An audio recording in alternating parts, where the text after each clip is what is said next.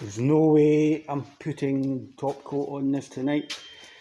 It's had another coat of primer. The primer job's actually pretty good. It's still setting up here, but I think that looks fantastic. There's some bodywork left down in the bottom edge. That's where all the fiberglass was.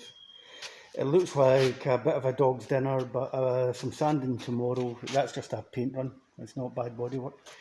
That's spotter filler, very thin filler, what would stay in my hands, man.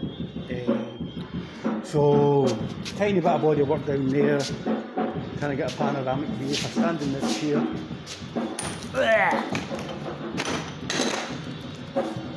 there we go. This project is literally killing me. Thanks for watching. Bye.